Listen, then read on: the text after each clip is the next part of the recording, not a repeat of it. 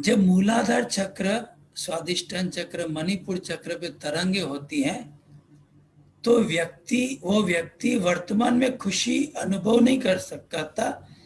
वो भविष्य की किसी तारीख या भविष्य की किसी घटना से ही खुशियां ढूंढता है। ऐसा हो जाएगा तो खुश, ये मिल जाएगा तो खुश, ऐसे प्रमोशन मिल जाए तो खुश, ऐसे पे इंक्रीमेंट मिल जाए तो खुश, ऐसे पर्क मिल जाए तो खुश, ये अवार्ड मिल जाए तो खुश। बस वो भविष्य में वो कल्पनाओं में जीते। जो कल हमने गाना लगाया था ना, आओ तुम्हें चांद पे ले जाएं, वो भविष्य में कल्पनाओं में रहता है। या तो ये पहली मन की प्रवृत्तियां हैं। प्रवृत्ति से वृत्ति में चला जाता है। क्या? विपर्याया। जहां सुख नहीं है वहां सुख ढूंढना, और जहां सुख है उसको नजरअंदाज कर लेना। वर्तमान क्षण में सुख है उसको नजरअंदाज कर लेता है, और भविष्य में कोई सुख नहीं है वहां सुख देखते रहना। अभी जहां सुख है ही नहीं वहां सुख देखना, ये तो उम्र बढ़ने के साथ उसके जीवन में दुख बढ़ता ही जाएगा। प्रमाण है कि एक संशोधन हुआ है कि जब बच्चा जन्म लेता है 44 दिन तक वो दिन में 400 बार मुस्कुराता है बिना किसी वजह, कोई कारण नहीं। उसकी आंखें भी बंद होती है, वो नींद में होता है, लेकिन नींद में नहीं, समाधि में होता है, मुस्कुराता, बीच बीच में मुस्कुराता। कितने लोगों ने देखा एक छोटे बच्चे में ऐसे बिना किसी कारण उसके चेहरे पे मुस्कुराहट बनी रहती है, आंखें भी बंद होती है, वहां आवाज भी नहीं होती है, कोई सुगंध भी नहीं होती है, कुछ खा भी नहीं रहा होता है, फिर भी मुस्कुराता रहता है, बस मुस्कुराता रहता है। वही बच्चा जब नौजवान हो जाता है तो कारण से 17 बार हंसता है। एक 44 दिन तक का बच्चा बिना कारण 400 बार, और एक युवा कारण के साथ 17 बार। तो जब वो नवजात शिशु था तब था AKNG, ऑलवेज खुशी नेवर गम। वही नौजवान होता है तो 17 बार कारण से हंसता है, K3G, कभी खुशी कभी गम। वही नौजवान जब 40-50 के आसपास आ जाता है तो और खुशियां कम हो जाती है, वो हंसना ही छूट जाता है। फिर क्या होता है? K3G, कम खुशी काफी गम। क्यों? ये क्यों होता है? क्योंकि ये जो पैटर्न्स पड़ते हैं ना भविष्य में खुशियां ढूंढने का। जैसे गर्मियों के ऋतु में अगर हम हाईवे पे सफर कर रहे होते हैं गाड़ी से या बस से, तो हमें कुछ किलोमीटर दूर दिखता है कि शायद रास्ते के ऊपर पानी है, लेकिन वहां पहुंचे तो सड़क ही होती है और पानी उतने ही किलोमीटर और दूर चला गया होता है। वहां पहुंचते तो वहां भी सड़क ही होती है, पानी उतने किलोमीटर और। ऐसे कश्मीर से लेके कन्याकुमारी पहुंच जाओ तो हिंद महासागर का खारा पानी मिलेगा जिससे कभी तृप्ति नहीं होगी, लेकिन तृप्ति के लिए मीठा पानी, खुशियां कभी नहीं मिलती। तो मन प्रवृत्ति में रहते रहते वृत्ति में चला जाता है, इंसान को पता ही नहीं चलता है। मैं कई ऐसे लोगों को जानता हूं कि जीविका कमाने के लिए उन्होंने काम शुरू किया, काम शुरू करते करते करते आज उनका मन वृत्ति में है, उनको पता ही नहीं है। और ऐसे ऐसे एस्ट्रोलॉजर्स के पूछते हैं, वो उनको और वृत्ति में लगा देते हैं, हाँ इतना तो ठीक ही है, ये तो करना ही चाहिए, इतना तो जायज है। अरे ओम नमः शिवाय, थोड़ा तो ठंडे पानी से नहा के जाग ले। क्या करते हैं? जीविका कमाना ये प्रवृत्ति है, उसके बिना न आपकी चलती है न मेरी चलेगी। भाई दाल रोटी सब्जी, कुछ कंफर्टेबल घर, कपड़े, मतलब रोटी कपड़ा और मकान के लिए तो पैसा कमाना ही पड़ेगा, तो प्रवृत्ति तो करनी पड़ेगी। प्रवृत्ति मतलब एक्टिविटी। लेकिन प्रवृत्ति में रहते रहते रहते उसका मन वृत्ति में चला जाता है, उसका विवेक उदय ही नहीं होता कि आज मैं मेरी जरूरत के लिए पैसा कमा रहा हूं या अपने ईगो की शान बढ़ाने के लिए पैसा कमा रहा हूं, पता ही नहीं चलता उसको। और उसमें वो अपने शरीर को इतना रगड़ता है, इतना घसीटता है कि धीरे धीरे डॉक्टर बोलता है तुझे ये प्रॉब्लम है, तुझे वो प्रॉब्लम है, तुझे ये प्रॉब्लम है। अरे प्रवृत्ति में रहो, वृत्ति में जाने को किसने कहा है? कितने लोग मेरी बात समझ में आ रही है? इससे आप भी चेक कर लेना कि आप प्रवृत्ति में रहते हो या वृत्तियों में रहते हो। प्रवृत्ति में रहने के लिए मैं समझता हूं जागृत अवस्था के 8 घंटे मैक्सिमम 10 घंटे काम करना ठीक है। लेकिन मैं लोगों को देखता हूं 18-18 20-20 घंटे काम करते हैं, तो ये प्रवृत्ति है या वृत्ति है उनको पता ही नहीं चलता। और उनको पूछो इतना क्यों कर रहा है, वास्ता किसका देंगे? बच्चों के लिए कर रहे हैं। तो जब इस वृत्ति का जो दुख आएगा, बच्चों से पूछो कि आप बांटोगे क्या, मेरा थोड़ा दुख ले लोगे क्या? वो पहले तो नकार देंगे, और दूसरा उनका ऐसा कोई प्रोग्राम भी नहीं है कि हमारे कर्म किसी के पास ट्रांसफर कर सके। ऐसी एक स्टोरी बताता हूँ। वाल्मीकि महर्षि वाल्मीकि जी पहले डाकू थे, वालिया डाकू थे।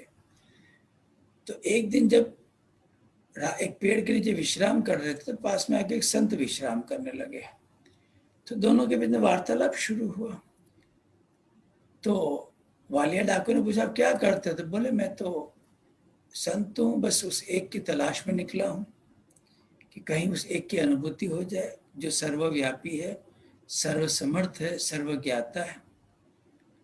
फिर उस संत ने पूछा आप क्या करते हो? तो बोले मैं डकैती करता हूँ। तो बोले ये तो काम क्यों करता है डकैती का? तो बोले मेरे परिवार के लिए करता हूँ। बोले कभी तूने परिवार से पूछा है क्या कि जो भी तू कर्म करता है उसका जो फल मिलेगा, क्या वो बाकी के परिवारजन तेरे इस फल में भागीदार होंगे क्या? बोले क्यों नहीं होंगे, उन्हीं के लिए तो मैं कर रहा हूं सब। बोले एक बार पूछ के देखना उनको। तो जब घर गया उस दिन पूछा अपने माता पिता से, बोले तेरे कर्म हम ले ही नहीं सकते और हम कैसे भागीदार बनेंगे तेरे कर्म में। पत्नी से पूछा, उन्होंने मना कर दिया। बच्चों से पूछे, मना कर दिया। तब उनको सुधि आ गई कि what am I doing in life. प्रवृत्ति तो करनी है, जीविका तो कमानी है, लेकिन हम जो ओवर स्ट्रेच कर जाते हैं ना, हमारी जो डिमार्केशन लाइन होती है ना कि मुझे इतना, उससे क्रॉस ही कर जाते हैं। एक दिन नहीं, 2 दिन नहीं, सालों तक। फिर जब डॉक्टर बोलता है कि अभी तो आराम नहीं करेगा तो और तकलीफ बढ़ जाएगी, तब वो छोड़ेगा। जब डॉक्टर थोड़ा भय दिखाता है कि अभी तो और काम करेगा तो तेरी हालत और खराब हो जाएगी, तब जाके छोड़ दे। पहली बात तो कई लोग तभी नहीं छोड़ते क्योंकि छोड़ ही नहीं पाते, क्योंकि मन इतना वृत्ति में चला गया होता है कि वो वृत्ति को अपनी प्रवृत्ति मानता है। ये अनुभव नहीं करता कि प्रवृत्ति में रहने से वो वृत्ति में चला गया है। सिंपल। हर व्यक्ति जब पैसे की कमी होती है ना, हर व्यक्ति जब पैसे की कमी होती है तो गरीबी हटाने के लिए पैसा कमाता है। गरीबी तो हट जाती है, फिर अमीरी बढ़ाने में लग जाता है। क्यों? मन प्रवृत्ति से वृत्ति में चला गया। कितने लोग मेरी बात से सहमत हो? पहले गरीबी हटाने के लिए, उसके बाद अमीरी बढ़ाने के लिए लग जाता है। और अमीरी बढ़ने का कोई लिमिट ही नहीं है। आज अगर जेफ बिजोस नंबर 1 है तो कल बिल गेट्स है, परसों जेफ बिजोस हो जाएगा, परसों आप भी हो सकते, नरसों आप भी हो सकते। उसकी तो कोई लिमिट ही नहीं है। उसकी लिमिट कब पता है? चिता पर खत्म होती है। जब व्यक्ति की प्राण खत्म हो जाते हैं, प्राण निकल जाते हैं, तब उसकी दौड़ का अंत आता है, तब वो फुल स्टॉप लगता है। और ये फुल स्टॉप नहीं होता है, ये खाली कॉमा या कोलोन होता है, क्योंकि ये जो कर्म लेके गया अगले जन्म में वहीं से स्टार्ट करेगा वो। मैं फिर आपसे कहता हूं, प्रवृत्ति तो करनी पड़ेगी, नहीं तो जागृत अवस्था में मन खा जाएगा, क्योंकि बिना काम का मन शैतान का घर होता है। Idle mind is devil's workshop. नींद में पता नहीं चलता, क्योंकि मन सो जाता है, अवेयरनेस जीरो हो जाती है, तो वहां तो पता ही नहीं चलता है। लेकिन जो जो भी हमारी 16 से 18 घंटे की जो जागृत अवस्था है, उसमें तो मन को प्रवृत्ति में रखना ही पड़ेगा, अर्थात कर्मयोगी तो होना ही पड़ेगा। लेकिन कर्मयोगी से वो कब अकर्मयोगी हो जाते पता ही नहीं चलता है।